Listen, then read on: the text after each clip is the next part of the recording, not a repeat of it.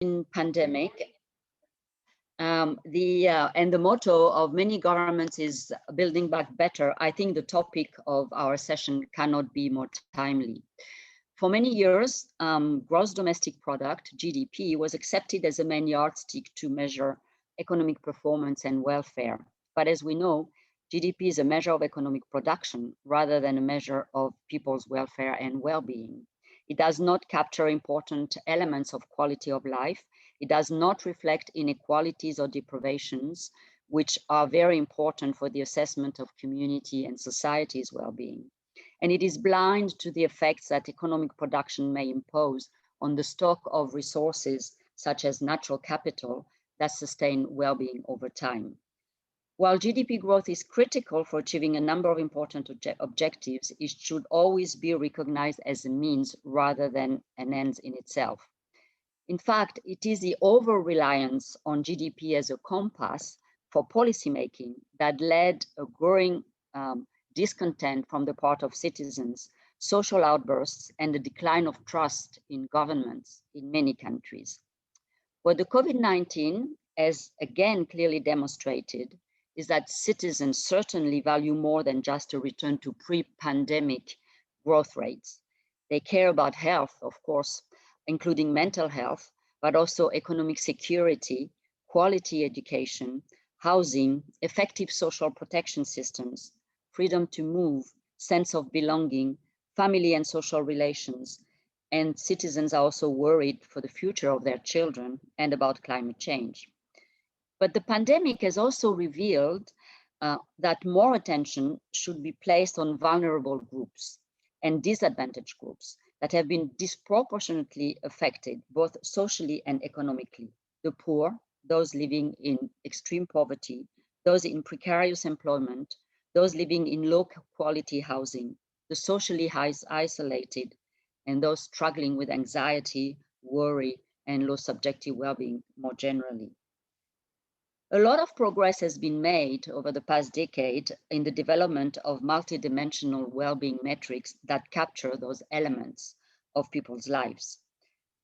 Let me cite the Stiglitz-Sen-Fitoussi report in 2009 that was very influential in the development of multidimensional well-being metrics that go beyond GDP and bring greater focus on measures that capture people's living conditions and the quality of their lives. And a lot of research and statistical work has been developed aiming to provide alternative and complementary metrics of human progress. Coming from the OECD, I have to cite what the work was done at the OECD, which was particularly active in pushing this agenda. In 2011, we launched the A Better Life initiative and developed an international framework on measuring well-being that both reflected and supported the development of measurement frameworks on a national level. But of course, there had been initiatives before, and a lot of initiatives around the world in many countries, including in the LAC region, have also taken place.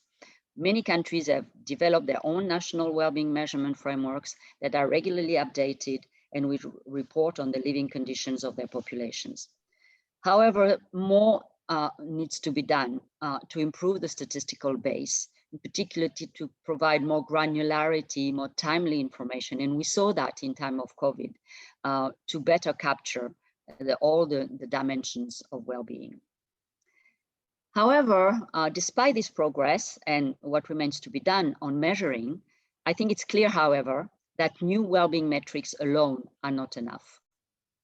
Better measures of well-being are prerequisite, but they're not enough to produce better policies on their own. Indeed, in many countries, efforts to measure well-being remain largely disconnected from policy practice, unfortunately, I would say. So the COVID-19 crisis should be seen as an opportunity to redesign our models and tools in order to really put the well-being of people at the heart of policymaking, nationally, locally, but also globally, and making sure that those new metrics are being used. The potential of those metrics for improving policy decisions and outcomes is actually very significant. They can help policymakers better identify the areas of good performance, detect challenges and areas of strain, set priorities more effectively, and evaluate results. However, to ensure that well-being indicators are actually used in policymaking, we also need to develop the new tools to identify the range of interventions of policies that are effective in improving the diagnosed conditions, to be able to compare treatments after having assessed the full range of their benefits and costs, and choose appropriate levers for high impact action. So moving from measures to action. One lesson from the COVID crisis is that in the future, we will have also to learn how to live with more uncertainty and to face shocks of different sorts, just perhaps a new pandemic, shocks linked to climate change for sure, almost. So it's important that public policies are also directed towards building resilience in people and systems that support not just today's well-being, but also well-being over time, and not, of course, just GDP growth. But let's face it, I mean, it's not an easy task. There are a number of barriers to overcome. Political barriers, including, for instance, making sure that there is strong leadership and engagement of all actors behind this agenda. There are also process and structural barriers related to the difficulty of changing the machinery of policymaking, adopting a holistic and comprehensive approach to policymaking, breaking the prevailing silos mentality, and developing new tools such as well-being budget or green finance to mainstream well-being. So in this session, we will have presentations of 4 working papers that will, I hope, tell us how we can use those new metrics in policies, those multidimensional tools and well-being frameworks. The objective of this session is really to share the main lessons and the current challenges in using those metrics to improve people's lives. So I'm delighted that we are having such a wonderful group of people who will present. We'll start with a paper by Fabrice Murtin, Julien Bonnet, and Balazs Egert from the OECD Statistics and Data Directorate and the Economics Department. Will present a new multidimensional tool to assess the welfare impact of structural policy. Then we'll have a paper from Dan, I hope I'm pronouncing your name correctly, Dan Rogers and Udayan Mukherjee from the University of Waikato and the New Zealand Treasury will present the Treasury Living Standards Framework, and something that we're all very keen to hear about because New Zealand has been at the forefront of this agenda, but how it is used for policy decision-making, and in particular in the case of the wellbeing budget in New Zealand, the first country to actually adopt a wellbeing budget. Then we'll hear from Sabina Alkhair, the director of the Oxford Poverty and Human Development Initiative. And of course, Sabina, we all know all the work you've done to develop the MPI, which is, I think, widely used, the multidimensional poverty index, widely used in particular in Latin America. And it will be very interesting to hear how the MPI is used to change the way governments assess and address multidimensional poverty. And finally, we'll hear from, we'll have a paper from Natalia Montoya and Sebastian Nieto Parra from the OECD Development Center, who will have done quite an interesting stock taking of case studies in policymaking beyond GDP in Latin America as part of a joint project between the OECD and the EU. Each speaker will have 10 minutes for their presentation. The presentation will be followed by some brief questions from myself and from the audience, if there are any. And then we will have, after the 4 presentations, we will have a general discussion.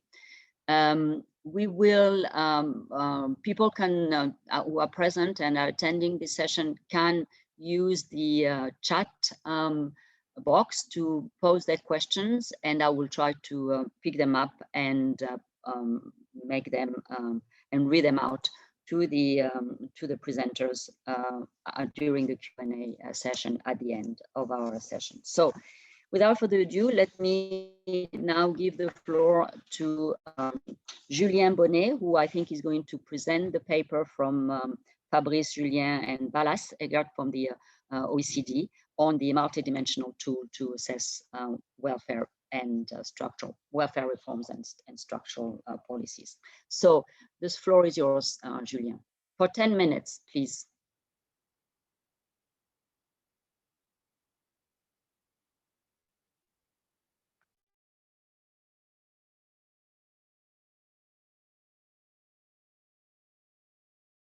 Can you unmute, Julien?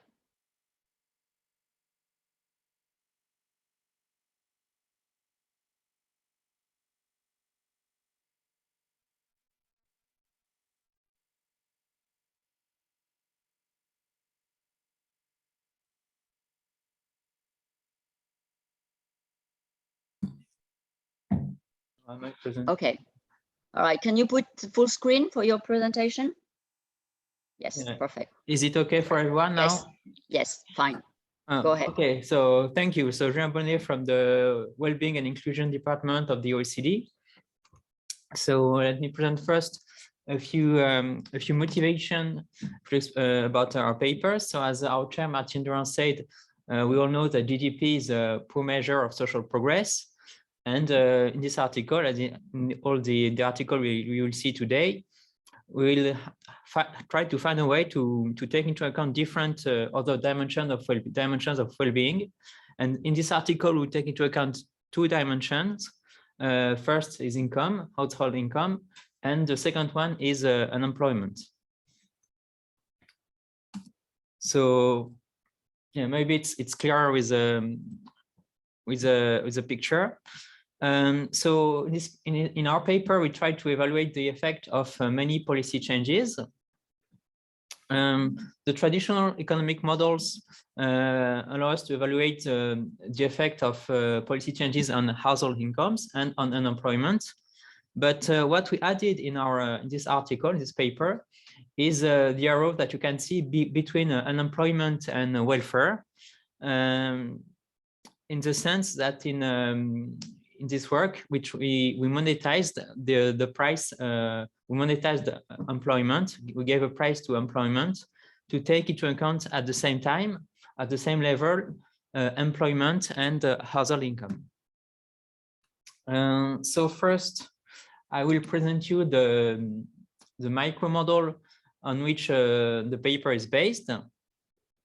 So as you see on the first equation, the utility of one person, the life satisfaction of one person depends on many factors, personal and country-wise factors. So this is the first one is the income, yi. The second one here, U, is unemployment. And of course, there are many other factors, which are here summarized by the letter Q. And what we define as the shadow price of unemployment here is the letter delta here, delta I, sorry. So it's the reduction of household income that a person will be ready to accept in order to have an unemployment rate equal to 0 at a constant utility. So it's what you see on both sides of this equation. So what we did first is to compute an equation for life satisfaction or utility. So it's the equation that you see below. So life satisfaction depends on many personal factors, which are indexed by I, letter I, so ZI, the personal income, YI, and also it depends on country-wide factors, which are indexed by the letter J. So you see the country income, the country average income, YJ, and you see also interactions between the personal factor Z and the personal income log of YI.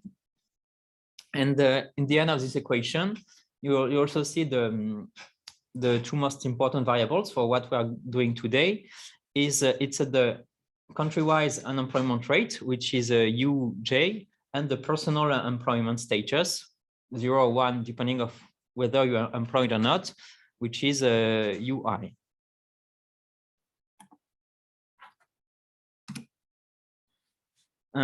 So thanks to these equations, we evaluated the shadow prices of unemployment.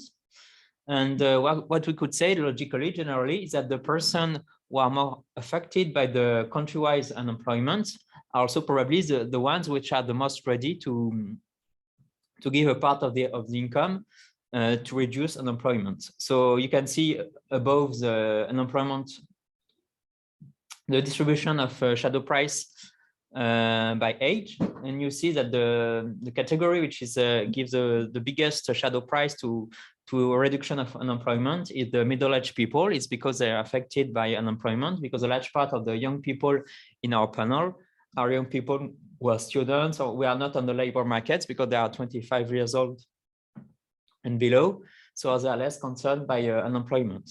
Below you see the effect of income by quantile, and you see that the people who give the biggest price, who are ready to give the biggest amount of money to reduce unemployment, are the people in the first quantile, because usually they're also the people who are more affected by unemployment. And you see also a breakdown by sex on the left, on the right, sorry. So you see that the price is a bit bigger among females than among males, but it's not super significant. It's not a big difference.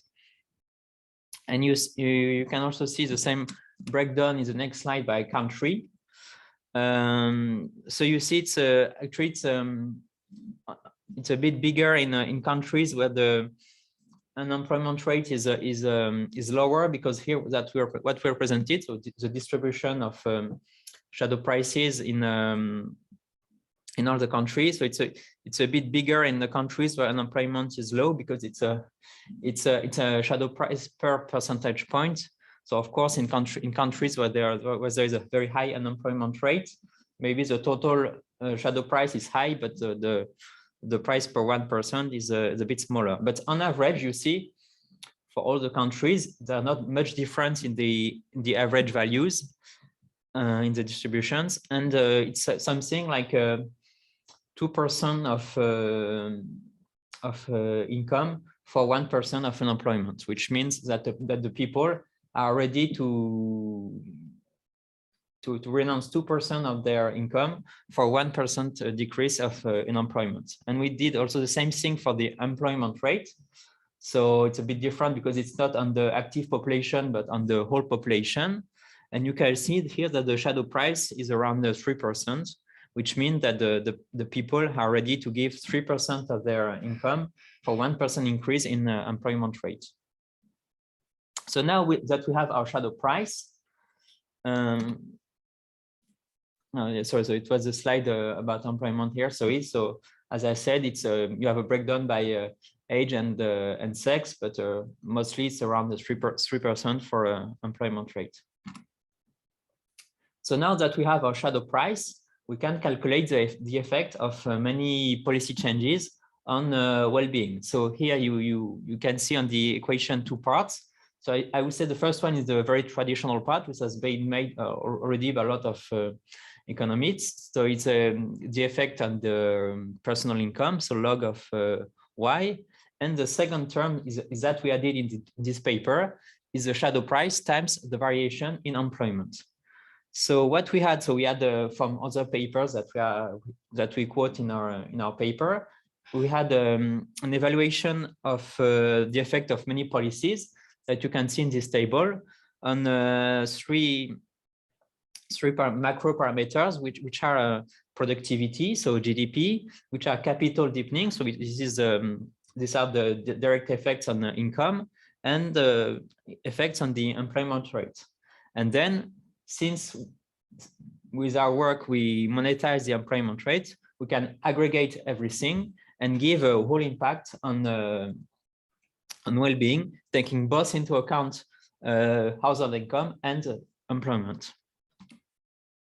So you see on the next slide the results of the calculations for many different policies, and you can see so that the policy change which has the biggest impact on welfare, so it's almost 1.9, is the ETCR indicator. So it's an indicator that summarizes the regulation in energy, transportation, and communication sectors. So you can see on the last but one column on the right, the whole impact on welfare, which is the sum of three monetized impacts on in bold figures. So you can see the column which is monetized impact on employment rate, which has been calculated with our shadow prices, and also the the impact on household incomes, which were already calculated by in the previous economic papers. And you can also see that the second most efficient policy, so is ALMP spending, so the spending on active labor market policies, so policies helping people to find jobs more easily, like employment, public service for employment or training, this kind of policies. And you can see, I will not detail everything, of course, but you can see the effect of many policies on welfare, combining both household income, which is the work that was made before, and monetarized employment. So to summarize what I just said in the presentation, so what we measured, the shadow price we measured, so it's a gain of it's a shadow price of 3% of income for 1 point of employment rate and 2% of income for 1 point of unemployment rate. And as you saw, so the people were most likely to give their income to support a reduction in unemployment, where the middle-aged population and females.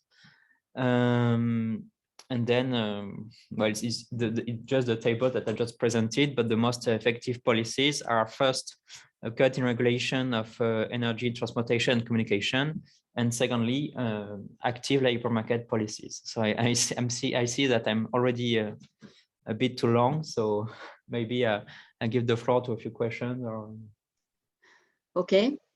Thank you. No, I think you kept to the time quite well. So just 11 minutes. So that's very good. Perhaps to launch the we'll discuss in more detail during the panel discussion at the end. But just to kick off, and to ask you perhaps one point of clarification. 2 questions actually. One is, could you be a bit clearer on the fact that, you know, to some extent it looks a little bit sorry, I can't hear you.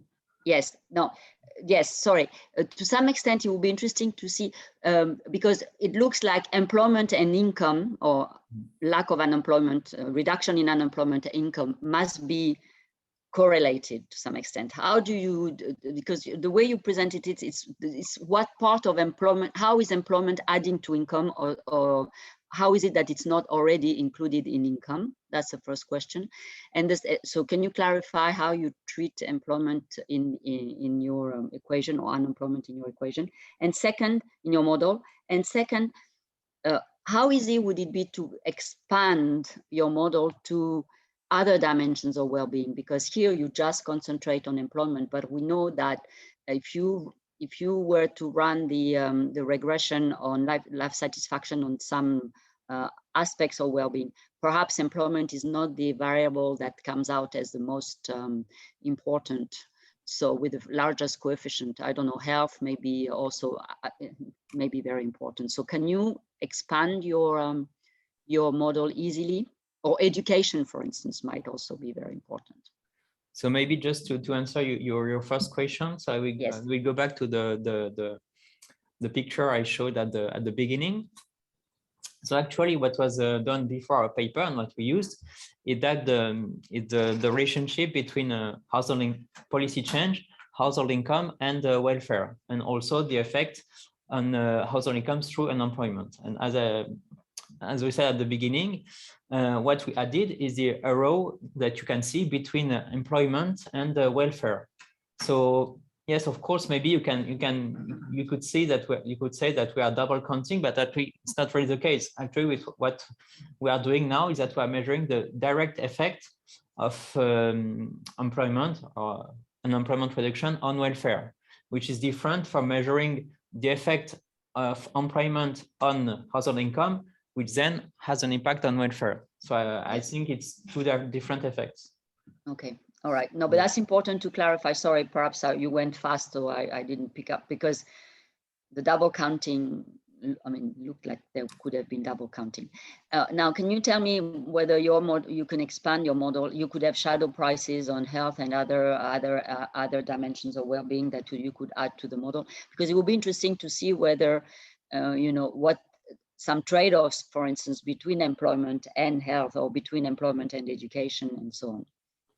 Well, of course, we have not tested every dimension of well-being, but we can use the same ideas as we see in the equation in the micro models, that we can have another variable which has an impact of life satisfaction. So, for example, a variable of health or variable of education. And you could say at a constant life satisfaction level, positive variation of whatever health or education outcome has corresponds to a decrease in a household income, and then you can measure a shadow price given to whatever education or health income. So of course you could use the same logic, but first you need to have an equation of life satisfaction. So you have to have significance in the equations.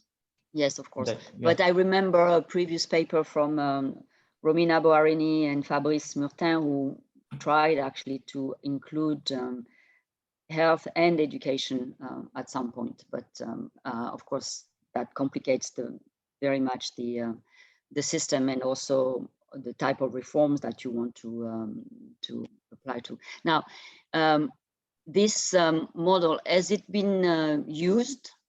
I'm sure it's not been used in countries, but at the OECD? As far as I know, not yet, because it's quite a recent paper.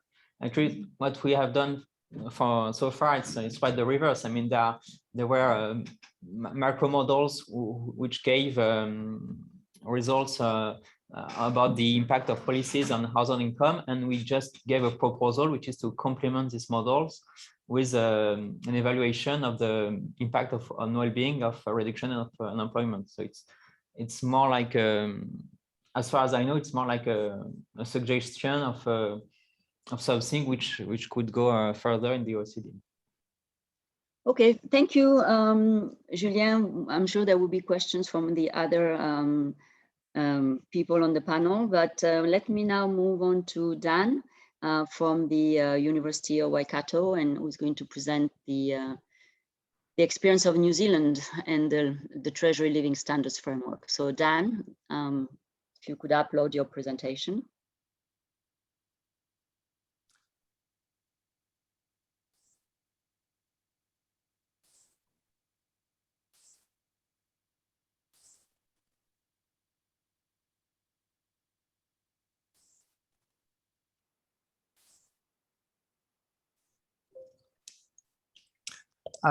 Hi, everyone, and thanks very much for inviting me along today. I think it's going to be a very interesting session.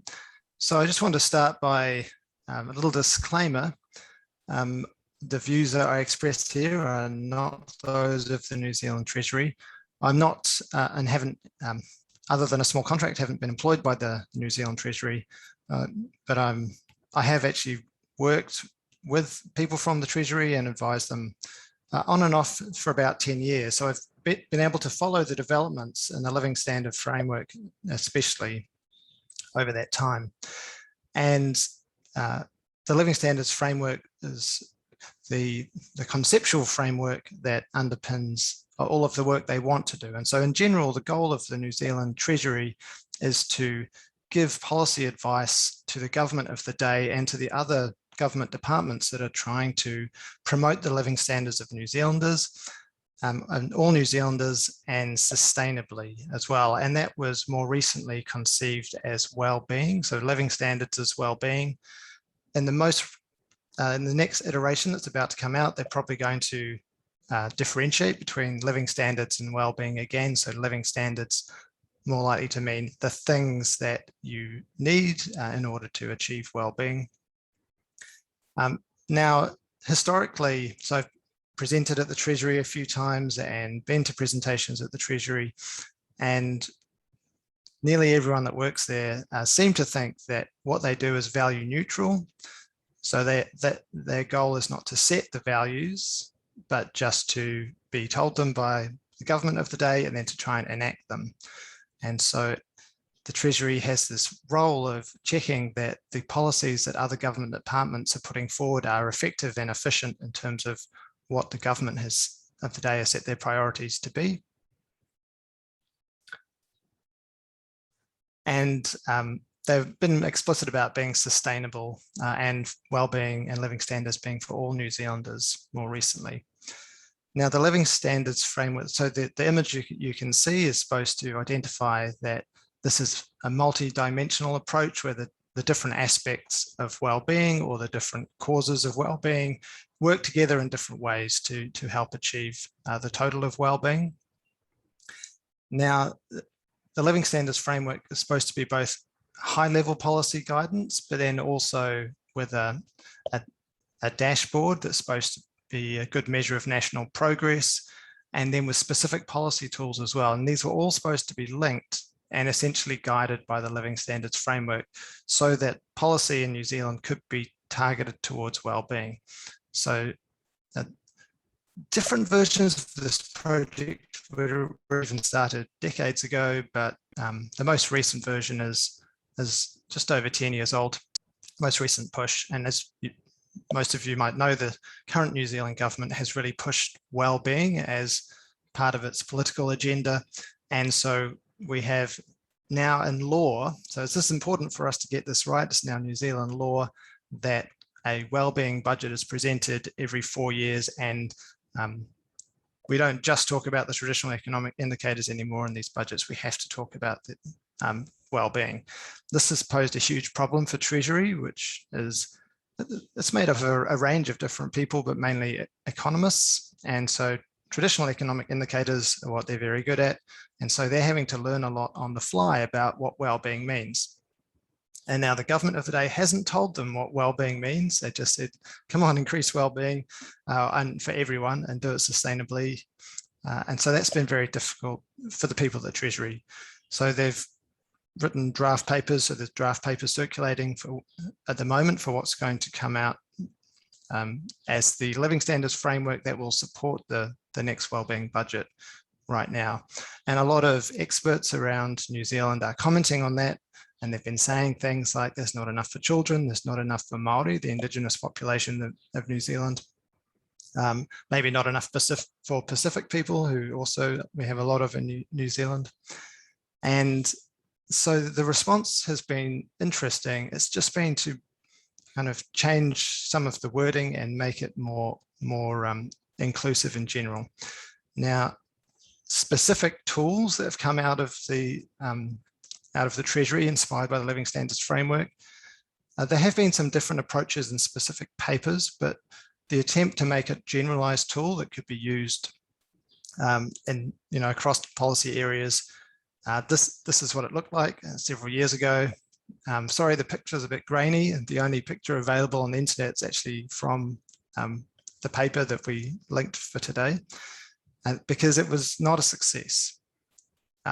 When trying to operationalize the Living Standards Framework into a tool, the policymakers at the Treasury and the advisors at the Treasury just kind of fell back on more traditional economic indicators, not all that different from what they've done before. And the link to the initial Living Standards Framework just wasn't really there. So it was a bit arbitrary, and the measures that were actually used and the indicators that were used, we soon realized that they're very specific for the actual policy area you're investigating. If you're interested in, should we have a policy about farming, but we also care about the environment, then we might care about nitrogen levels in water and not just air quality or CO2 emissions.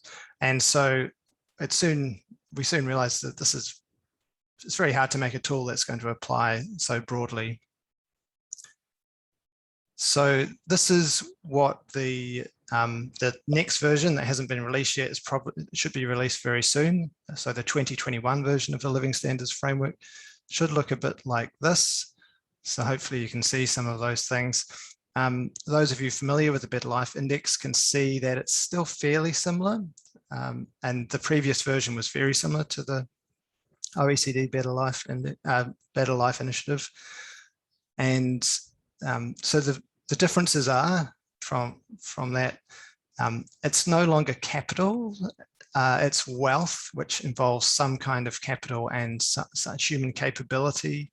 So these are the stocks that we can generate the flows of well-being from, and everything's influenced by culture. We're kind of adding little arrows and labels around the side. And so there are more things to take into account. The labeling of certain things has changed to make it more kind of politically acceptable, and hopefully to influence the measures and the indicators that go in. And so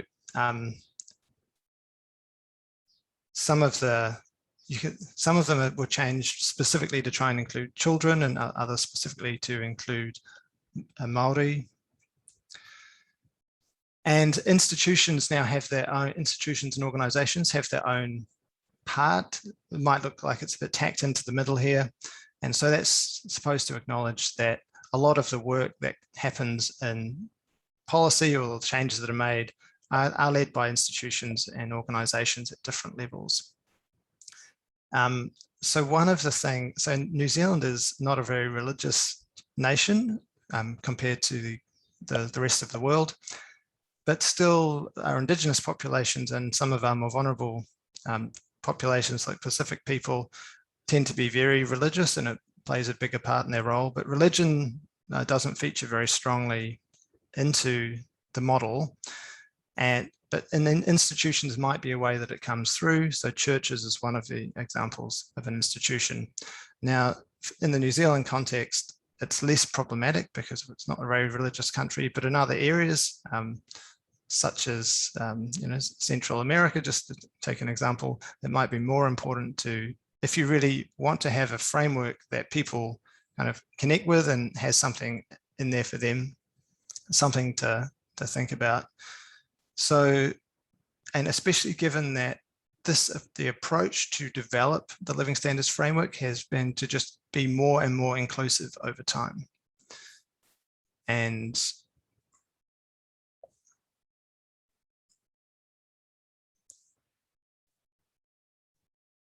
so what I want to really talk about is there are different ways that this model could be put together, but essentially the policymakers in the Treasury really have been so reluctant to make any decisions at all about how to model well-being, about how to differentiate between what constitutes well-being and what causes well-being.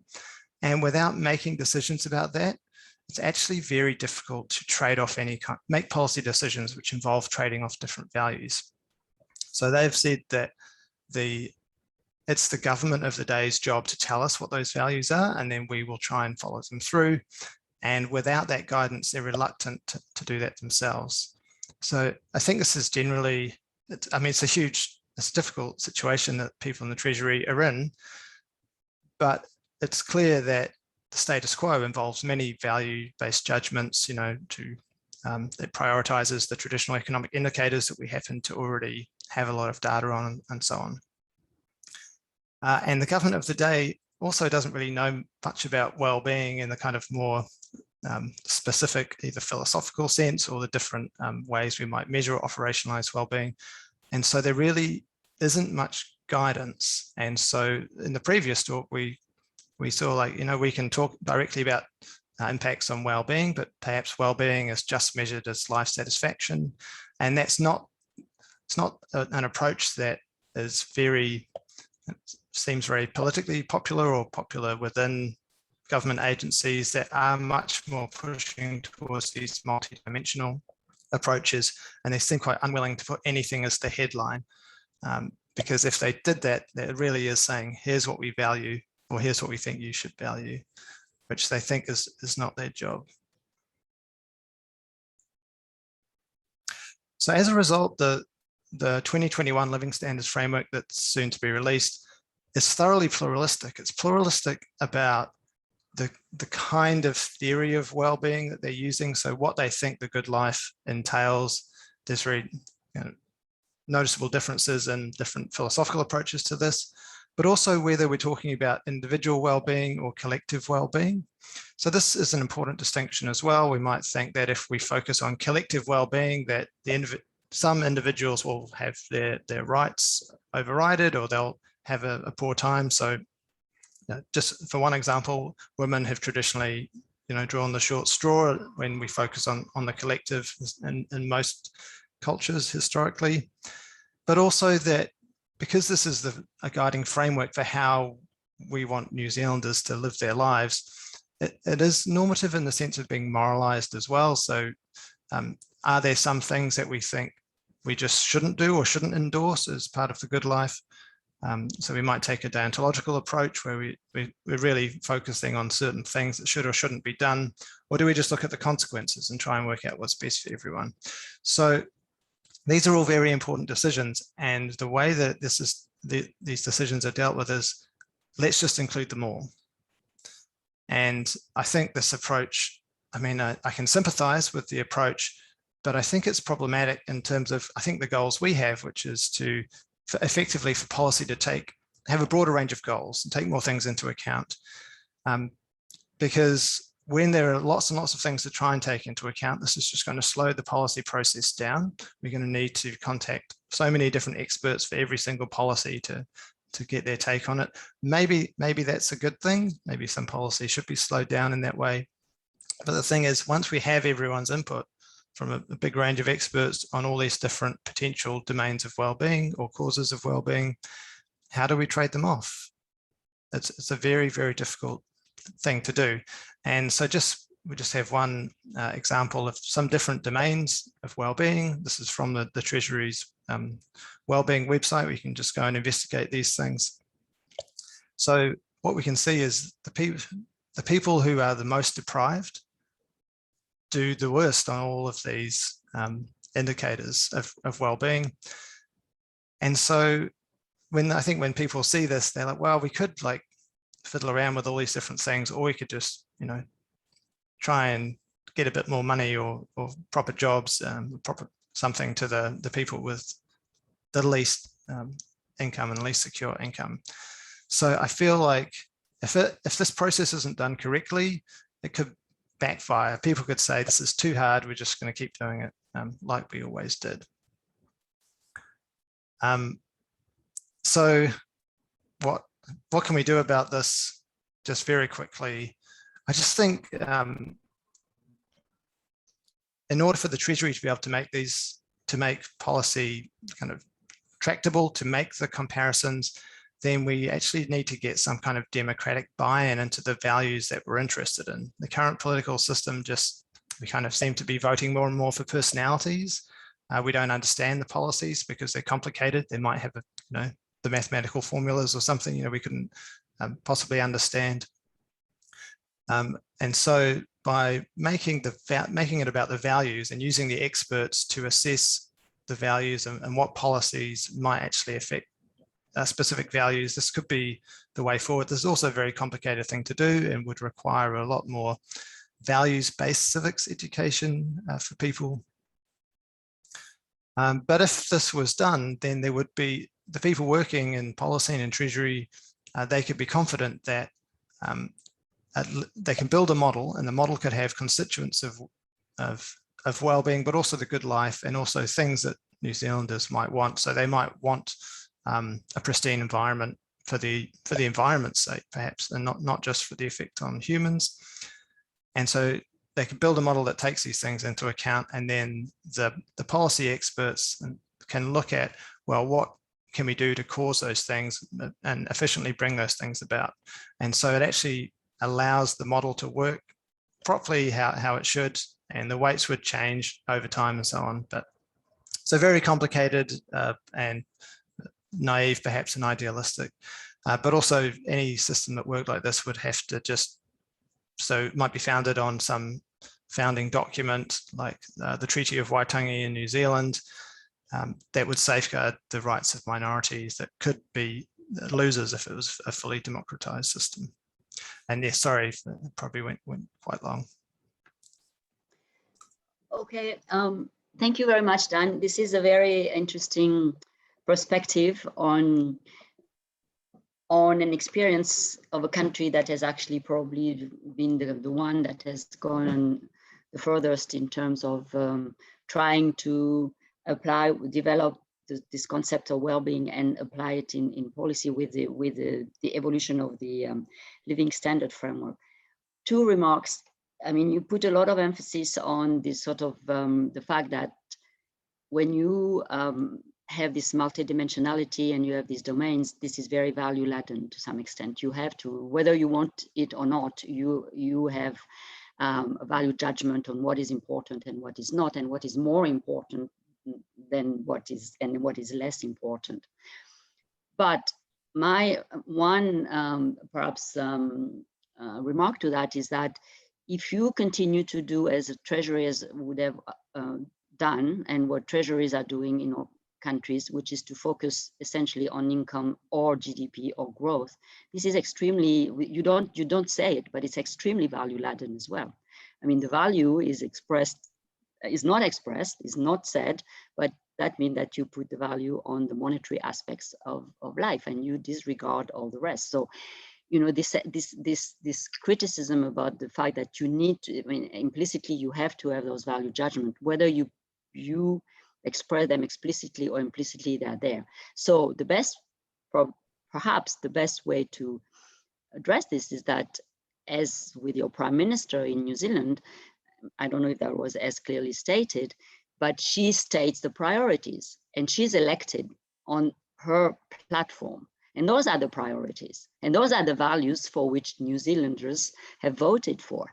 And, you know, for instance, having a reduction in child poverty, where she put a lot of emphasis on, perhaps, I think, you know, if people have voted for her, then she is legitimate to ask Treasury to actually look at policies that do reduce child poverty and look at the trade-offs between different policies in order to see whether child poverty is not increased by some policies. Or if, as you say, having a pristine environment is also one of the priorities in our platform, then I think it's also legitimate to ask Treasury to look at whether spending money or, you know, going for policy reform in one area is not going to be detrimental to that pristine environment. So I think there are ways to kind of address this value judgment is through democratic processes, or there are other systems probably perhaps where, you know, you can simply ask people and, you know, run surveys about what matters to them most. And that's another way to validate to some extent what is important. What is complicated though, and I would ask, like, I mean, I would agree with you, is the fact that having too many dimensions, too many priorities becomes extremely complicated for anyone, not only Treasury, but for anyone to look at, because there are too many trade-offs, too much complexity in your system. But so my question would be to you,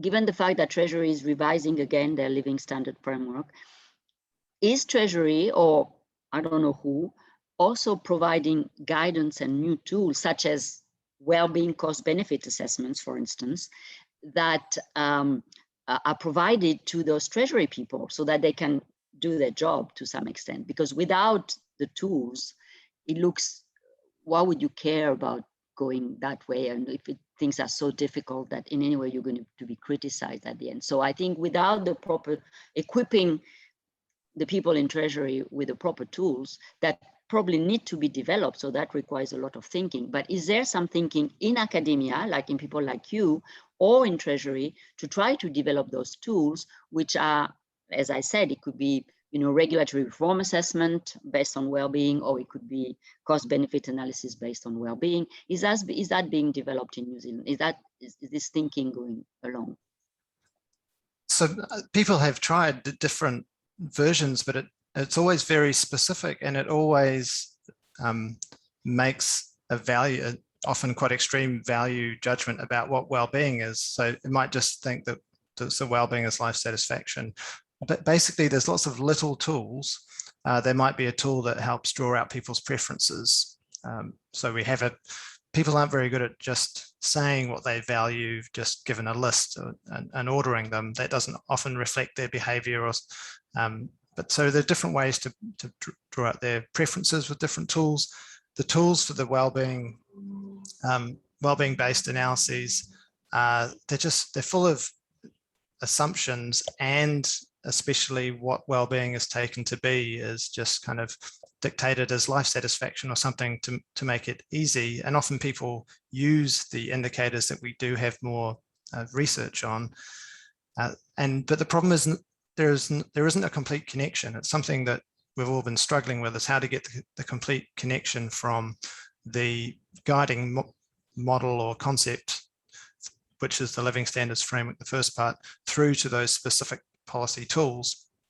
And I think the reason that doesn't work is because the guiding framework is so broad that there's so many things to take into account, and we don't have that anchor that's very useful, which is, well, what's this overall thing? Oh, it's well-being, but well-being is everything.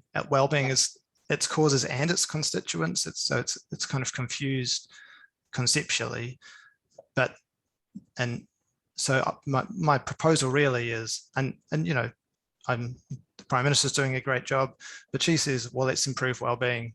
She doesn't say, and by well-being, I mean life satisfaction, and just so no one's filling that gap. So the Statistics New Zealand, they did a big initiative to find out what matters to New Zealanders.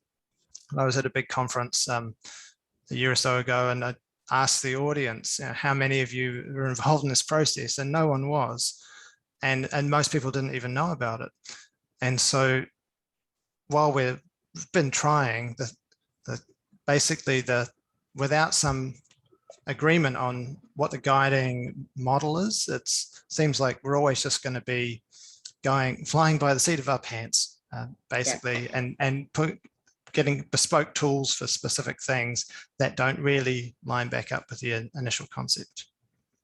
Okay, well, that's very interesting. We'll come back. I have other questions, but we'll come back to that later on. Let me now give the floor to Sabina, because we have to listen to the other presenters. So Sabina, I give you the floor now. If you are, yes, great.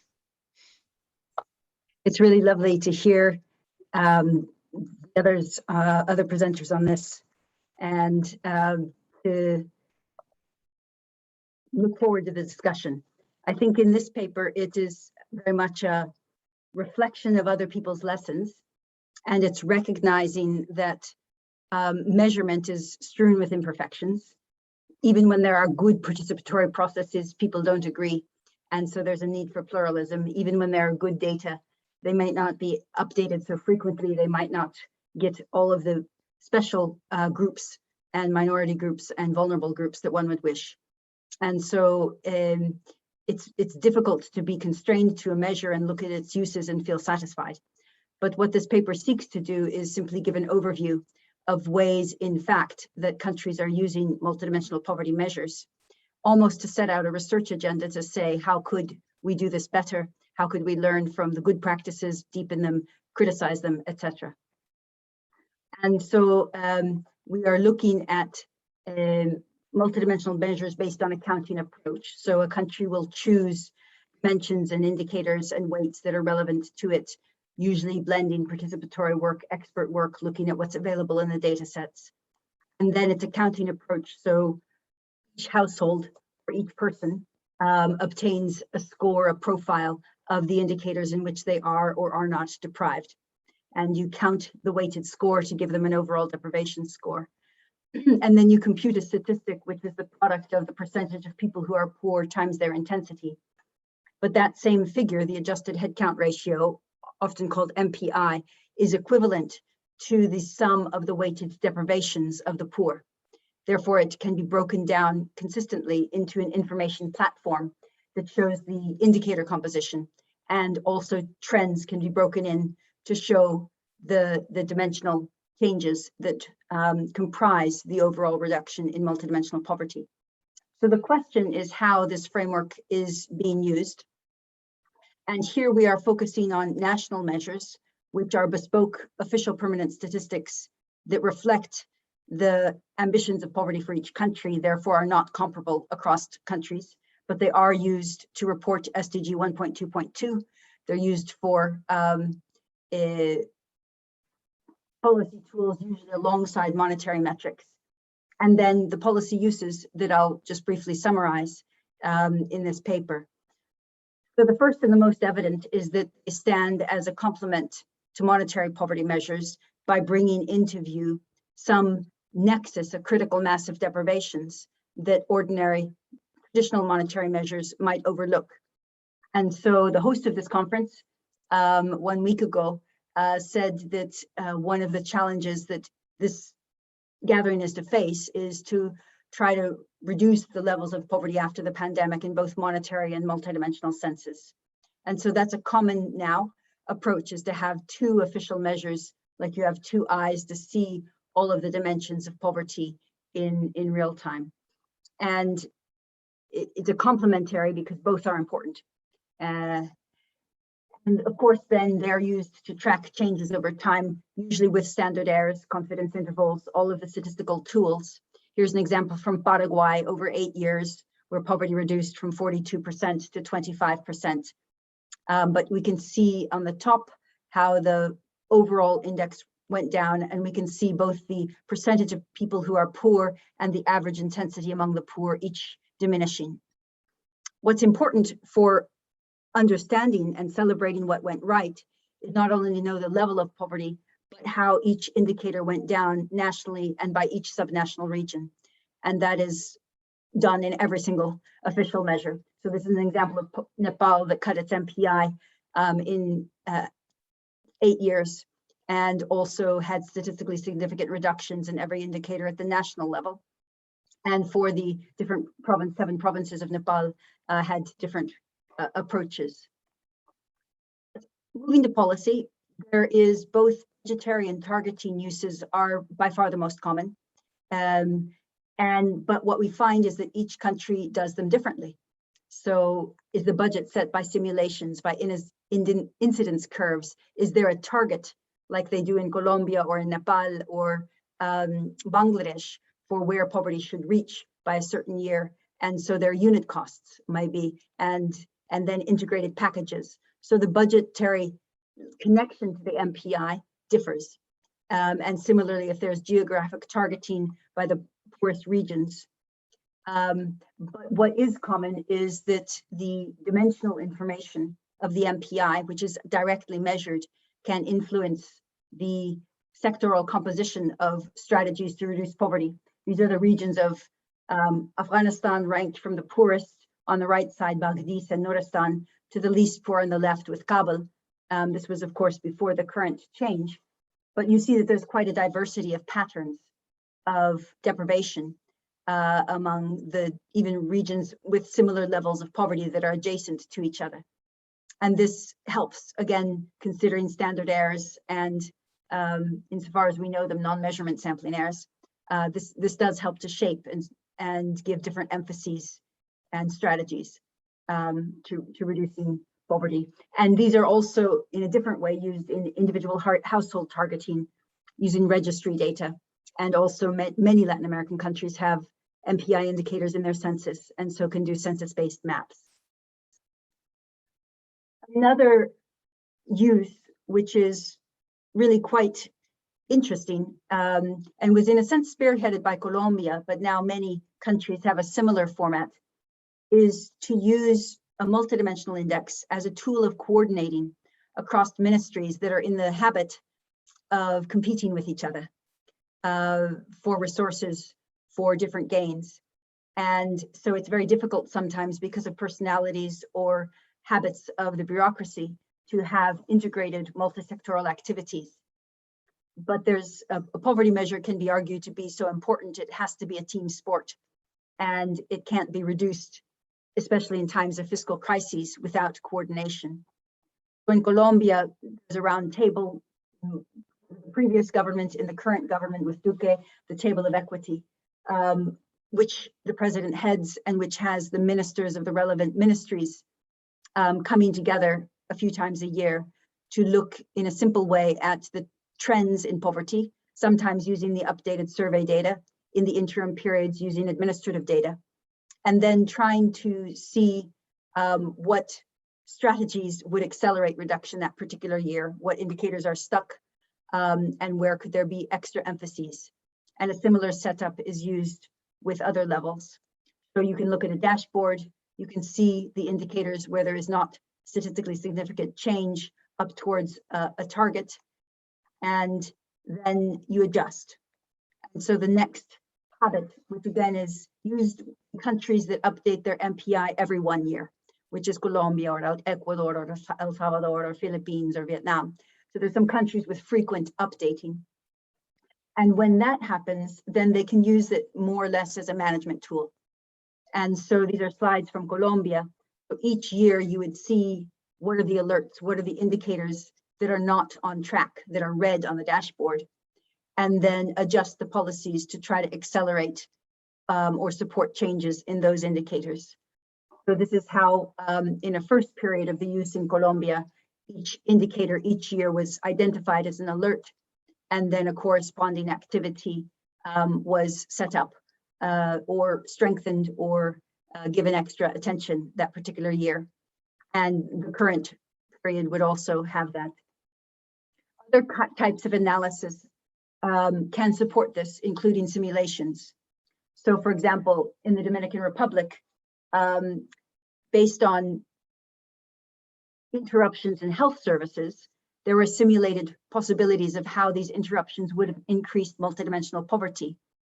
And for example, if you look at the headcount ratio, it would have gone up from 18.5% to 25.5%. So doing micro simulations, often with particularly targeted vulnerable groups, so a very particular kind of simulation, not just population-wide, helps to try to see the counterfactual. And in the case of Dominican Republic, then measures were set in place to prioritize continued access to health services.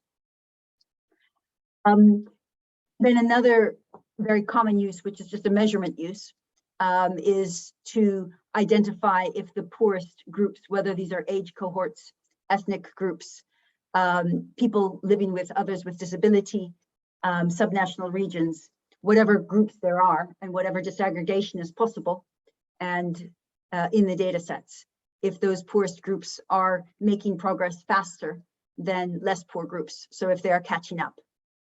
So a common image is this one, where the level of poverty is from the lowest on the left to the highest on the right. And the speed of poverty reduction is from the slowest or even increasing on the top to the fastest reduction on the bottom. And so you can see in Pakistan over a 10-year period, the district of Musakel had the fastest reduction of MPI, and that there was in some districts a very pro-poorest trend, but in others like Baklan or Kila Abdullah, then there were actually increases in MPI in some of the poorer areas and the more difficult areas to work in.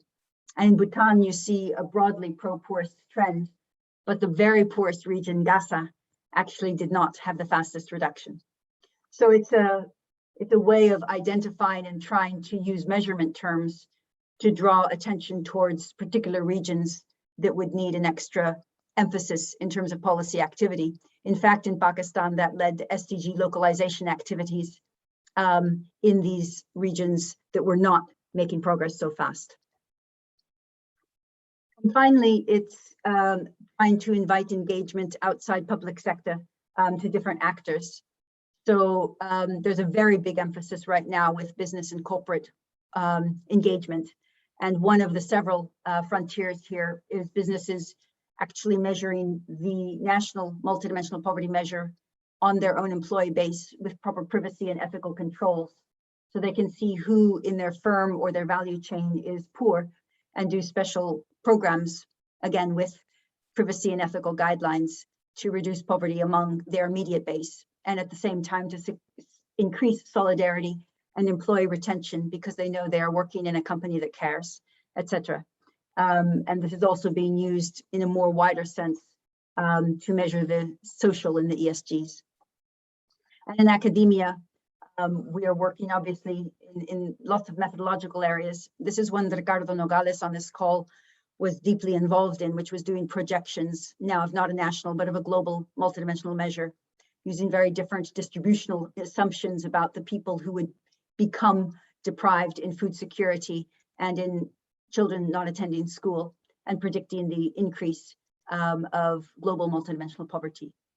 So these same tools of simulation during the pandemic have been used in many countries to predict the impact of the pandemic, as I mentioned in the case of Dominican Republic. So it's not that these are perhaps the correct uses of a multidimensional metric, but it is to say that they are quite common uses. And so there's really a need for an academic community to go into the details, to compare countries. And now there are lots of countries sharing experiences, videos online of what they're doing. But there's a need to really sink in and say, what are the best ways to link a budget? What are the dangers of cutting, as Dan said, important projects that don't have an indicator in there, but are very important nonetheless. So it's just the start of a conversation, but it does hopefully show some of the avenues that need to be deepened further, and also experiences that are novel that could be learned from. I think what this work also tries to link back to is Tony Atkinson's insistence that there has to be a link with action for measures that focus on poverty. And so building that into the measurement framework itself, making it easy to understand, making it easy and actionable, has to be part of, in a sense, the front end work of designing metrics. And I think all the speakers have talked about that. So I'm there. Thank you so much. Thank you very much, Sabina. I think your presentation is, to some extent, a counterpart from Dan's, where Dan was very critical, sort of, and saying it's very complicated. But you show very clearly that your work has been very, very influential and has led to really action to some extent. I mean, whether it's still work in progress, perhaps, but I mean, you've been working on this for quite some time now. And I think what you presented is quite remarkable, to be honest, because, and the way, I mean, the different areas and through which channels the MPI is actually influencing policymaking in different forms, I think is quite interesting. Two questions for you, Sabina. One is, the countries that have embraced the MPI as kind of a policy tool and gone beyond those monetary measures of poverty, do they have the good statistics to actually that they can collect to actually populate the MPI, and not only kind of having the latest information, but more generally to have all the dimensions that are necessary? That's my first question. My second question is, obviously it looks like the MPI, and I think you mentioned that in your paper, has been very successful in low income and perhaps some middle income countries, but to some extent it seems to not have been accepted or used in higher income countries. How would you explain this? Why is it that you think that higher income countries have not been as keen to adopt the MPI? So two questions really, on the data and on the countries. Yeah, on the data, I think very predictably, there are a few countries who have made their bespoke surveys, Dominican Republic, Vietnam, Sri Lanka, where they basically think about what is the concept of poverty and then create a survey. There have been a number who actually adapted their surveys ex post, like Chile, which launched it, but then added social capital and added environment violence to their questionnaire to be able to add it into the MPI. And many have used existing surveys because they want to go back in time. But there are some common gaps. So most of the Latin American MPIs have employment data, but many of the South Asian ones, because of the survey instruments they use, don't. And they would like it because work, lack of work, high dependency ratio, informal work, unsafe work, these are very central to the lives of the working poor. But on the other hand, in many Latin American countries, but in other countries as well, sometimes the health indicators are quite weak. It just happens to be you have health insurance or you have some access variable. And so there are these well-known sort of oversights. And violence often comes up in the experience of poor people, but it's not often in a few countries have it in their MPI, El Salvador also, like Chile, but many countries do not have violence in there. And so there's always a debate whether it should be, but the questions are missing. And then there are discussions often about less tangible features of social capital or social connectedness, and empowerment and voice, and those kinds of variables. So I think that the data question is open. And if we come at the end to talk about metrics and how to get poverty traction, I think a dream that I have that I don't think is going to be realized is that you would be able to do a poverty measure, a moderate measure, so moderate poverty or middle class, and a well-being measure from the same data sets. Yes. And nest them. So you could see, maybe the poor, I noticed in New Zealand, they were also deprived in culture, but in other places they might actually be richer in culture. but so you could see the different dimensions of well-being for the same populations as poverty. That would be beautiful. And we're hoping to find some data sets and do academic work, but that's it. And finally, your question about the developed countries. I mean, I have to say that we have focused on developing countries because that's sort of what we know a little bit better. But I think there's several initiatives in the United States, and it has the MPI as an alternative trial measure. Spain had a process underway to look at it. We've done now 2 projects with the Net Silk 2 and 3 of Eurostat. But the problem with Eurostat is the health indicators are self-report and subjective, and the education variables are actually not comparable. And so you can't bring health and education in a very rigorous way. So again, one would need a bit of adaptations to the data to make a good sequence to the at-risk of poverty and social exclusion measure that would have those variables in them. Because right now what you have with education would be a stock, and Luxembourg is not comparable to Germany. Yeah, yes, but there's also the sense, probably in some richer countries, that that the deprivation, I mean, because you have to put a cutoff, I mean, you have to decide who is deprived, that the notion of poverty is more relative than absolute to some extent. And so there are these discussions. And in fact, what you were saying is very interesting, because if, moving from, you could see that as some kind of a continuum where you go from absolute poverty to relative poverty through a continuum. I mean, as the country develops, but with the same sort of, you have the slope. I mean, you have a kind of a curve that moves you from this absolute to the, and then you get to the well-being, as you were saying, and that would be in a sense. I mean, it's some very neat, because you could then have everyone. But then the question would be what Dan said. How do you decide on the dimensions? Who decides on the dimension that you put in? Because to some extent on deprivation, you can take whatever you want and you put a threshold and you look who is below that threshold. But when you start moving the curve, the trade-offs are not, I mean, you are more difficult to assess. You see what I mean? So have you thought about this value judgment, this values proposition that Dan was actually mentioning in what do you put in your MPI in the end? Very much so. We think about it, we teach about it, we ask people to think about the value judgments, which economists are often not comfortable doing. Yeah. But we also did a recent well-being trial measure in the UK. And I think one thing I learned from the work in Bhutan, which is quite convenient, is if you don't say you're measuring well-being, but in a sense the causes and conditions of well-being that policy can touch, then you all of a sudden restrict it, and it's much more comfortable, because it's not saying I'm saying that she is flourishing and you're not, because that's very personal. But in terms of causes and conditions, that's a nice rubric. And also, interestingly, in the case of Bhutan, you didn't have to have flourishing in all dimensions. If you had it in 2/3, it was enough. And so there's some cutoff, because people, and now they're doing profiles this year of different prototypes of flourishing. So illiterate people who are flourishing by their GNH, gross national happiness work, or corporate lawyers, so that people have different ideas that well-being has different faces and different shapes.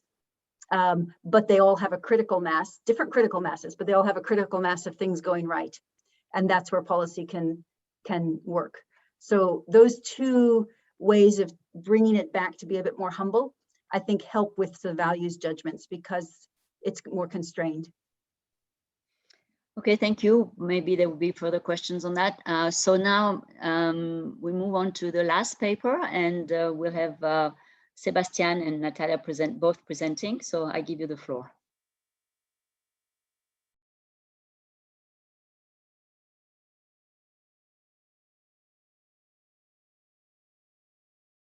Sebastian, can you unmute?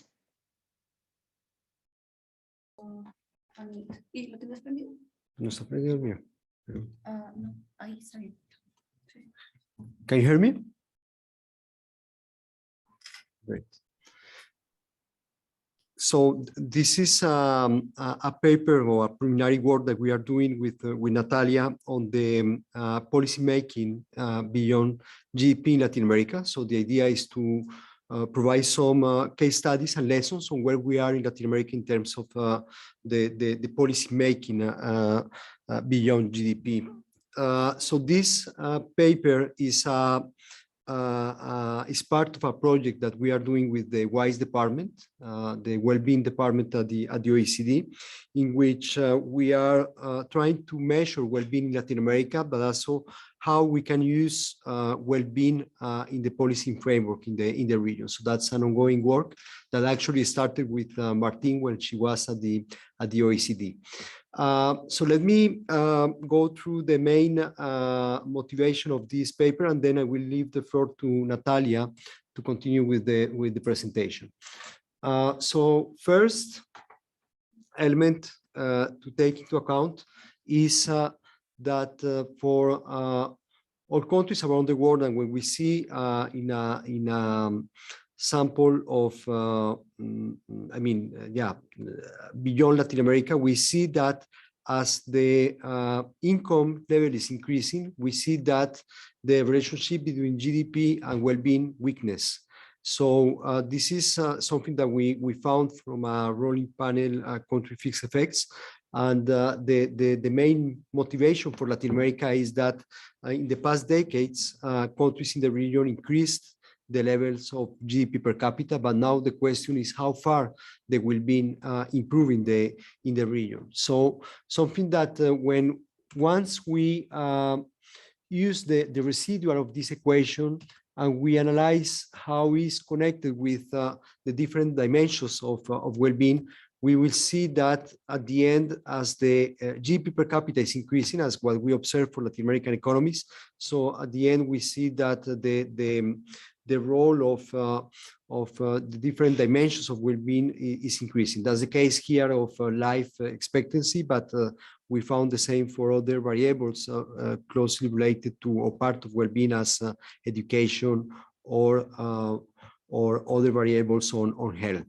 So that's something that shows us the importance of well-being in Latin America. So most of the time when we were discussing some years ago with policymakers in the region, they insist a lot on the role of GDP to increase well-being. But at the end, we can see that other variables probably are more important today than what we had in the past with only the GDP. So what we have done so far for this policy paper is to discuss with policymakers in the region where we are in terms of the decision making in terms of well-being. So we discuss with different institutions in Latin America. And we started with, of course, national statistics offices, but then we discussed as well with entities in charge of the policy agenda in a comprehensive way. So that's the case, for instance, in Colombia with the National Planning Department. That's the case in Costa Rica with the Ministry of National Planning and Economic Policy, or in Dominican Republic with the Ministry of Economy, Planning and Development. So that's the kind of institutions that we met, and we discussed a lot about the implementation, at the end, the adoption of the well-being in each of these countries. Just before going into the detail of the measures taken about well-being in Latin America, let me just highlight some of the frameworks that we have in terms of multidimensional frameworks that we have in Latin America. First, the national development plans. That's something that Natalia gonna focus in the presentation. Then we have a lot of work done on the multidimensional poverty indexes. So already Sabina mentioned a lot of this. And then we have specific measures that have been adopted in the region, like the Buen Vivir in Ecuador. Natalia gonna focus more on this, or Buen Vivir Bien in Bolivia. And then some multidimensional targeting measures used at the end for some policies, as the cash conditional transfers. One particular example is CISBEN in Colombia, for instance. So that's what we have done. So we have mapping the implementation of well-being around the different steps that we have in the policymaking process. So we started looking at the agenda setting, and then we went through the budgeting part of the policy formulation.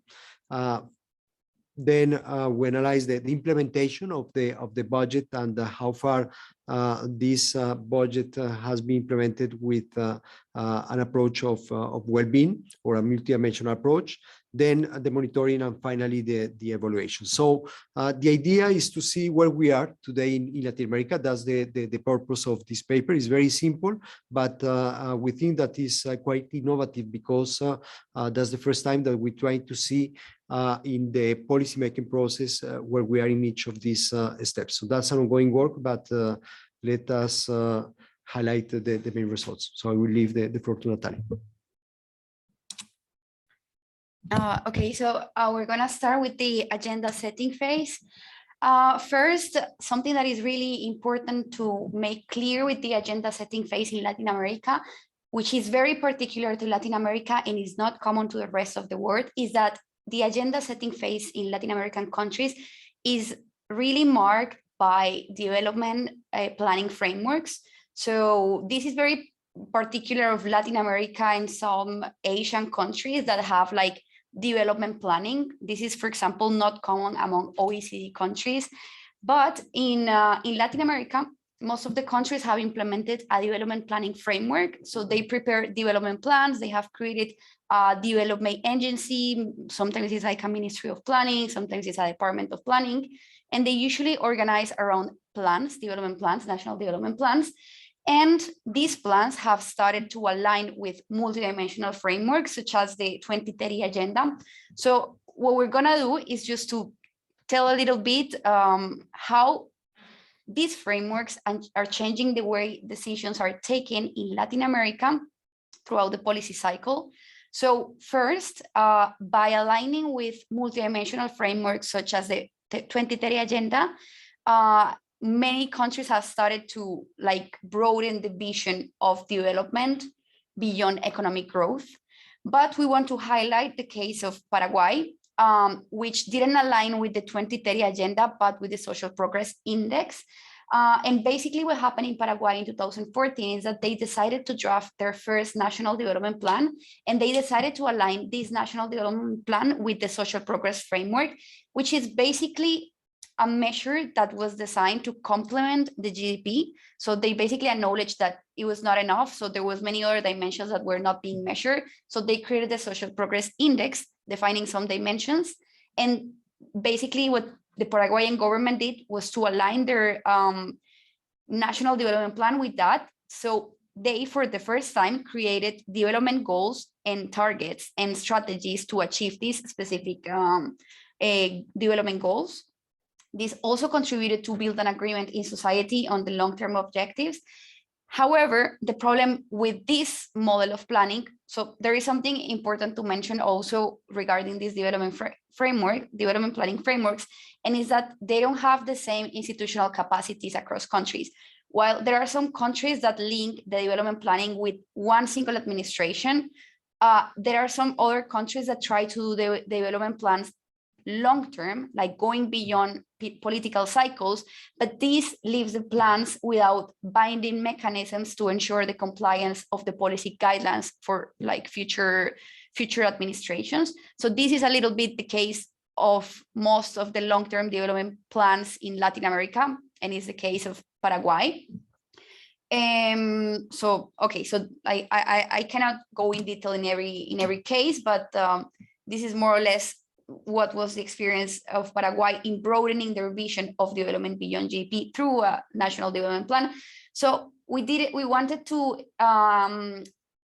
include an analysis of how multidimensional are the national development plans of Latin American countries, and we basically like compare it against the 11 dimensions of current well-being that the OECD well-being framework has.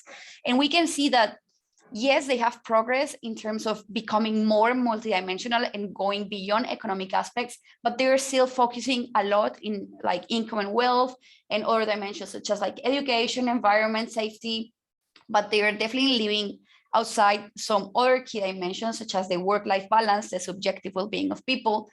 And I didn't explain, we basically did this, we took the text of the national development plans and we defined a set of words that were associated with each of the dimensions of the well-being framework of the OECD. And we basically matched, counted how many matches each development plan had with each of the dimensions. And we saw how was the distribution inside of a plan to see where was the emphasis of one plan compared to others.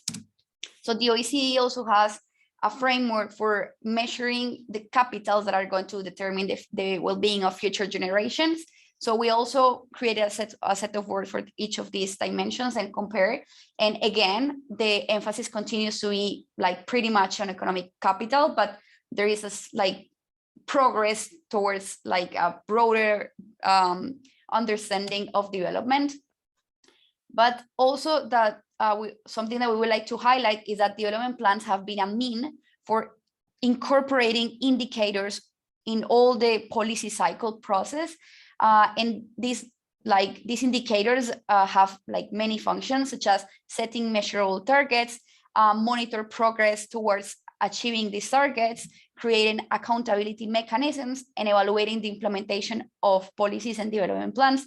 So in this phase, we would like to highlight the case of Costa Rica and of Mideplan, that is the Ministry of Planning of Costa Rica, that used the multidimensional poverty index to simulate what was going to be the impact of 13 key social policy interventions on the MPI. So in that, like with these simulations, they could estimate what was the best combination in the number of beneficiaries in each of the programs to have a greater impact on the multidimensional poverty index. And that served also to set the targets of the national development plans. That was like a very interesting usage of the MPI in Costa Rica. So now we're gonna pass to the budgeting phase.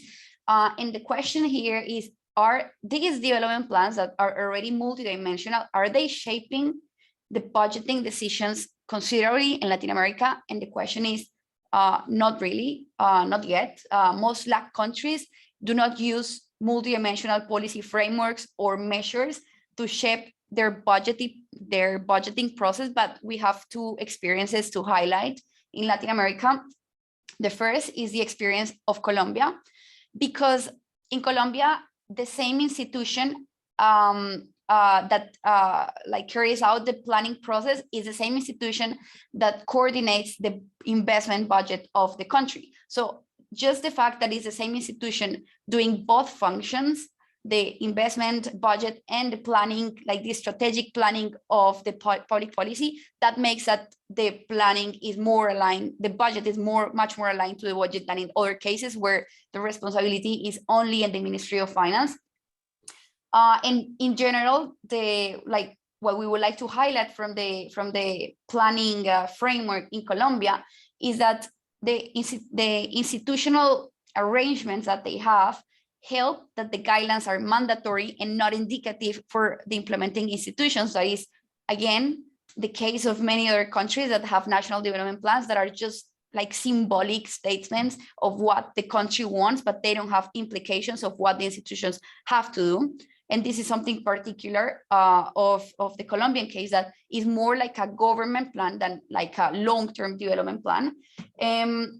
Also, the development department provides technical accompaniment to the institutions that are going to implement the public policy, and they identify where are the areas that require coordination, and they play a role in the coordination of the public policy in the country. So it's like a bit like a supra-ministerial department that helps to avoid policy silos in the country.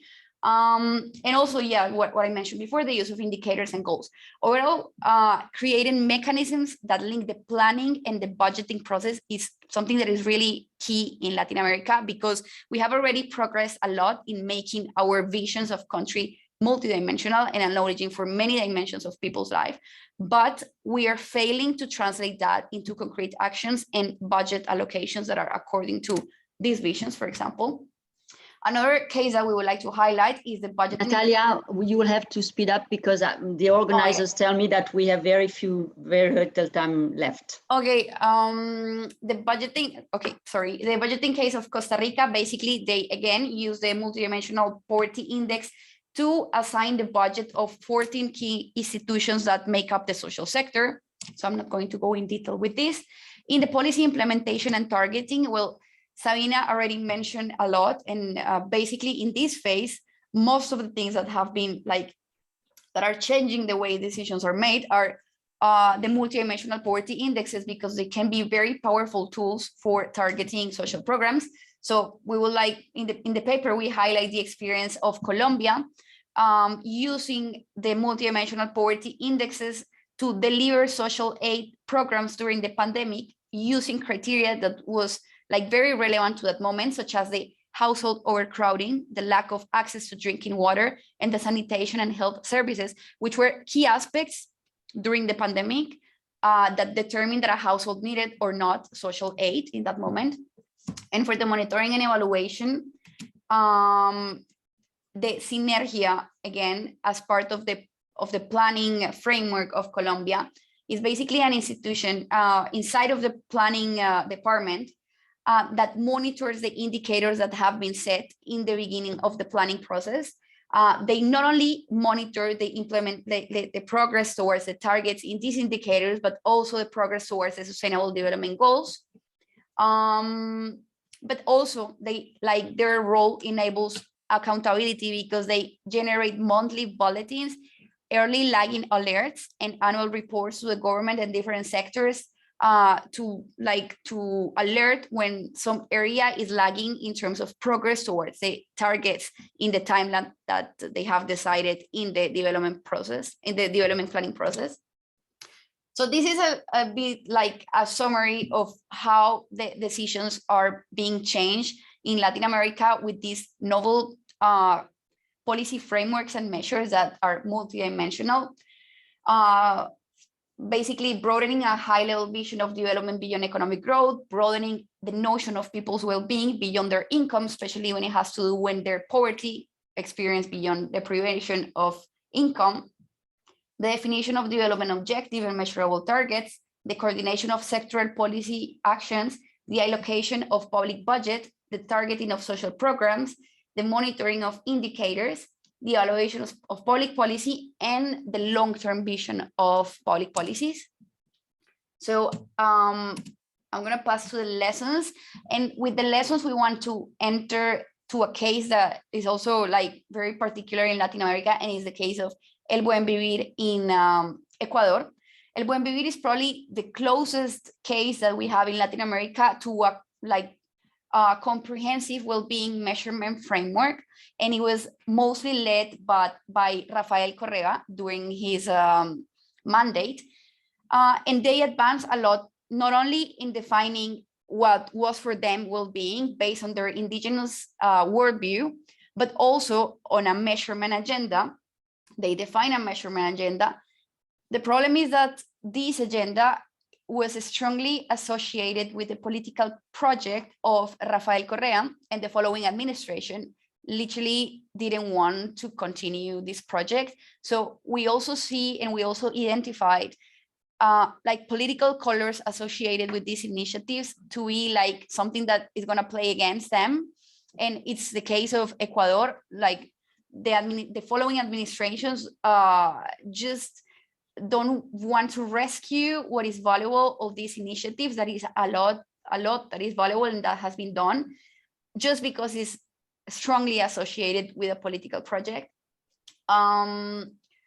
Natalia, I think we will need to stop. So Okay. I'm sorry, I have to cut Okay. you off because the presentation has been quite long, but very interesting, I must say, and that's very concrete. It's very concrete and shows really you learned a lot. I mean, the lessons that you were able to draw from those case studies are quite interesting and show how things have moved in Latin America, but still the barriers that remain and the problem that still remain. Unfortunately, we won't have a lot of time for discussion. Actually, we have already passed, and I'm very sorry for not having kept the time so well. I just want to read two questions that were on the screen so that you panelists will reflect on them, even if you don't have the time to answer them. There was Ricardo Nogales had a question for Julien, was saying that he was asking whether the results that Julien presented were varied across countries, and if there were evidence of, even if you show evidence of similarity across countries, including in terms of shadow prices, the policy shocks may be very different and they're very likelihood of actually occurring in different countries. So that was one question for Julien. And then somebody who was attending the event telling us that the presentations are very interesting, but they wanted to know how much of citizens' involvement in the budget allocation can improve the well-being of citizens, and if you have empirical evidence of this. So this is more for Dan and perhaps for Natalia to tell us how we haven't really discussed how the engagement of citizens is so important in making this agenda actually work for citizens and being adopted by citizens. But that's something that we would want to discuss further. And so Carlos Eduardo Sepulveda is asking whether we have papers and evidence on this. And Dan, you had a remark, but you can make it orally without, rather I giving you the floor rather than putting it on the discussion frame. And then unfortunately, I think unless each of you have 1 minute to conclude, I think we will have to stop. So Dan, do you want to start? Yes, just to say thanks very much. And I didn't want to come across the wrong way. I'm very supportive of all of these initiatives. And I do think we need to be measuring more and paying more attention so we can see where these problems are and try and come up with solutions. The work of Sabina and the people at the Treasury, that I'm actually a huge supporter of all these things. And I was just trying to identify what I thought was one thing holding back the work from achieving more as well. Thank you. Okay, Sabina, do you have a 1 minute 30-second intervention you want to make? Very quickly, I think that there's also a need to consolidate and to try to create a limited set of well-being measures for poverty and for well-being that talk to each other, but that don't compete. And so to think about how a small system of indicators, we've thought a lot about how we can have linked child measures with the poverty measures so that they're not different indicators. Because if you think from the user's perspective, they can't understand and fully own a lot of multidimensional measures. And so I think also the very interesting question of this panel is how to make poverty and well-being measures that talk to each other and that don't ask too much of policy people. So we've thought about it. We're hoping to do a set of papers on it, empirically try out some ideas. But I think we have to start from the position of a very busy actor and say, how do we make it easy for them to care about well-being and poverty in a multidimensional way? No, that's a very valid point indeed, because I think people start getting fatigue of this multidimensional framework. There are too many, too different ones. In the end, we're all trying to achieve the same thing. So you're right. I mean, putting everything, trying to kind of put things under one umbrella and trying to be more condensed would be very helpful. Julien, if he's still around, do you want to answer the question? Yes. Yes. So just to say a few words very quickly. So as you saw in the presentation, and you can find also the table in the article, there are quite a lot of difference among countries. So for example, if you look at the employment rate, so the average shadow price of an increase of 1% of employment rate is 3% of income. But actually it varies from, I see, 1.9% in Turkey to more than 4% in some countries like Switzerland, for example. So of course there are variations across countries. So what we presented here is, was a general simulation for on the impact of some policies on well-being for all the countries. But of course, if you want to use this work concretely in one country, you will have to take into account only the country you are studying, or the country on which you are working. Of course, the result may be different if you just select one country instead of working on all the countries. That's okay. Perhaps since the organizers tell me that we can stay in the room for a couple more minutes, so perhaps a question for Natalia and Sebastian. To answer sort of the question that was posed by one of the participants on the citizens' participation or engagement in the process, which you put as one of the lessons, in particular in Paraguay and Colombia and perhaps in El Salvador as well. That's your last lesson.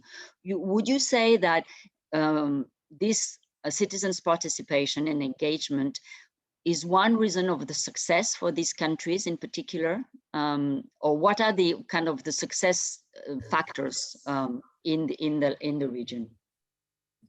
Well, I don't think the citizens' participation itself is going to ensure success, but it's for sure like an ingredient of this. Like, we have to count with citizens, especially in these difficult times in Latin America. So like the examples that we were going to highlight were, yes, the planning process in Paraguay and Colombia have some components of citizen participation. Also, the process of creating an MPI in El Salvador had a very strong participation phase. And I don't know if you want to add anything. Yeah, just one word about this issue on citizen participation. And at the end, something very important what happened in Latin America is that citizens increase their participation in the planning level, but that the implementation is not there. So that's something to be careful, because at the end, if you are not involving the citizens in the full process of the policy making, at the end, probably the social discontent is going to be higher. So that's something that probably there is still a lack in terms of the budgeting allocation and citizens' participation. Yeah. Although having citizens participating in budgetary allocation, I can't see any country actually that gets into that. You know, it's most of them is done through parliamentary discussions, and I mean, first of all, the government governments make proposal, and then it's discussed in parliament, and then the decisions are taken and implemented. Now, in the implementation phase of what has been decided, when the allocations have been decided, that you can think about citizens' participation, but in the decision process of budgetary allocations, I know no country that actually has a process like that. So it can also be, I mean, you know, it's the institutions are such that they do not permit this sort of thing.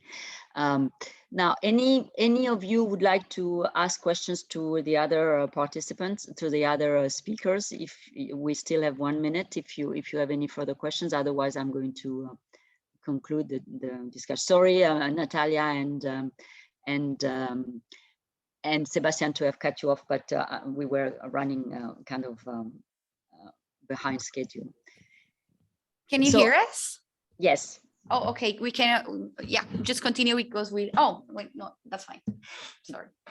Did you want to say something, Natalia? No. You wanted just to say that you want to make some publicity for House Life in Latin America, right? Is that right? Yes.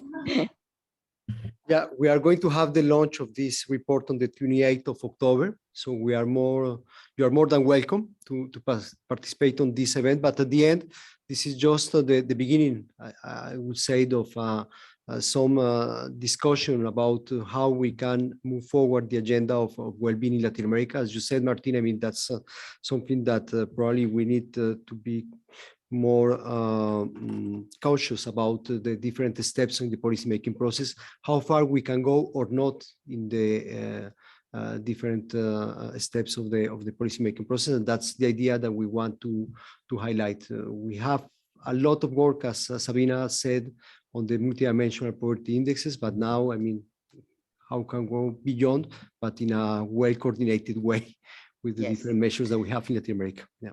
Okay, well, thank you very much, all of you, for your presentations and for the discussions and the answering the questions. I think what this session shows is that there's a lot of interest, really, frankly, coming out of the COVID-19, hopefully soon. The sense that we should build back better, that we need to not repeat the mistakes of the past, and it perhaps this provides an opportunity to really rethink the way we are making and thinking about making policies. And I think there is probably an increased demand for that now. So we shouldn't miss this opportunity, but that requires still a lot of work and a lot of thinking. We're not there yet, but we shouldn't give up. I think that should be the message. And what you have been showing is that there are difficulties. I mean, let's face it. We should not, we should recognize those difficulties and not deny that. But on the other hand, there's also been tremendous advancements. What's the work of Sabina shows us that lots of things have been done and have been moving forward. Now, in terms of well-being, what you've shown, Natalia and Sebastian, is also quite remarkable to some extent. In the region, that lots of developments as well, still not complete, and New Zealand, of course, has been a case in point for OECD countries. So it covers the world to some extent. I mean, we've seen experiences on this approach, multidimensional approach, where many countries are moving in that direction. So I think that's hope for the future. And hopefully there will be many other conferences of this kind to share experiences. And I think in terms of the academic, because this is an academic conference, it will be interesting that the academic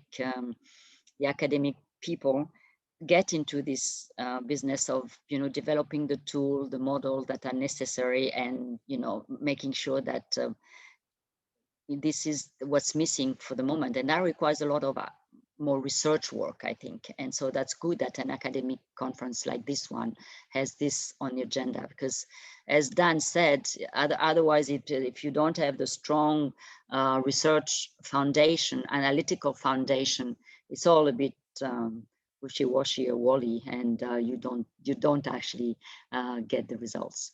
So thank you all for your participation. It was great to see you all. And hopefully the conversation will continue on this topic in the future. Bye-bye, everybody. Thank you very much. Thank you. Thank you. Bye-bye. Thank you. Bye. Merci, Martine. Au revoir, à bientôt et À bonne bientôt. chance. Bah, pour le